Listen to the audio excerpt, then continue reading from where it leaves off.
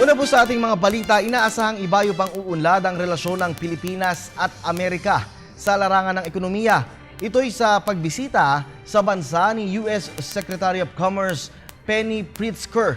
Ang kanyang pagbisita ay bahagi ng commitment ng Amerika na palawakin ang economic engagement sa ASEAN region. Nag-uulat si Rocky Ignacio mula sa Malacanang, live.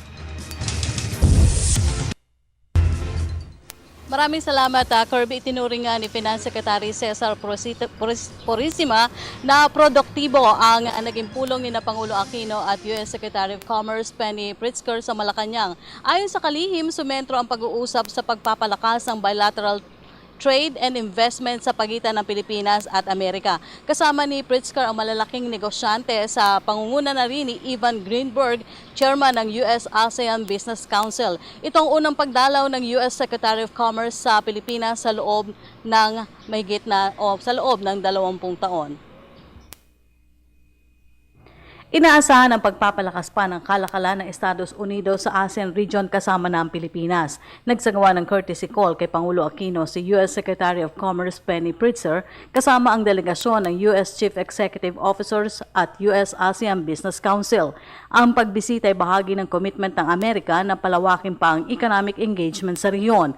Nauna nang ipinahayag ni U.S. President Barack Obama sa bansa noong Abril na babalik sa Pilipinas si Pritzker upang tiyakin ang pagkakaroon ng business-to-business ties sa ASEAN region na kinikilala na rin ng Amerika ang potensyal sa pagpapabuti ng ekonomiya. Itunuring naman ang pagpapakita ng interes ng Amerika sa gumagandang ekonomiya ng Pilipinas. Sinabi ni Philippine Ambassador to the US Jose Cuisa Jr. na patunay rin ito na nakikita na sa radar screen ng American investors ang potensyal ng Pilipinas sa larangan ng pamumuhunan. Nakatakda rin makipagpulong si Pritzker at US business leaders sa pamahalaan at business community sa Pilipinas. Ang Pilipinas ang ikalawang yugto ng biyahe ni Pritzker na nagsimula sa Vietnam at ang pinakahuli ay sa Myanmar.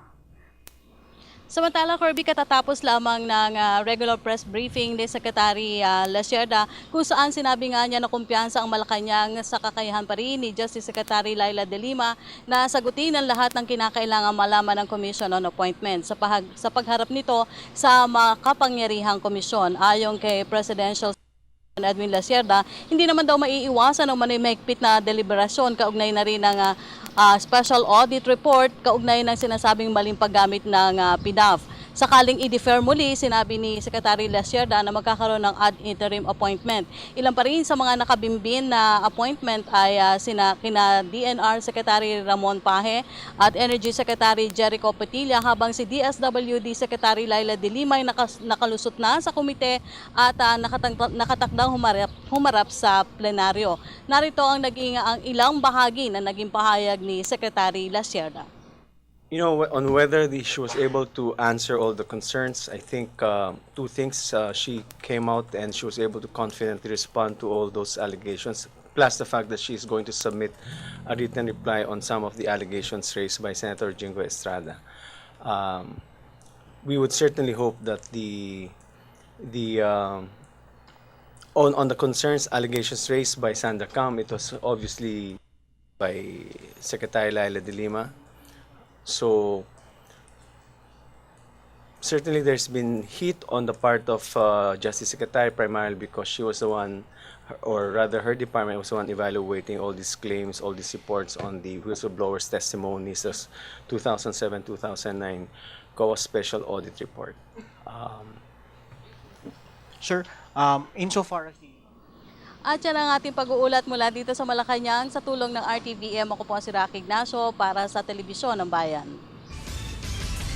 Maraming salamat sa iyo, Rocky.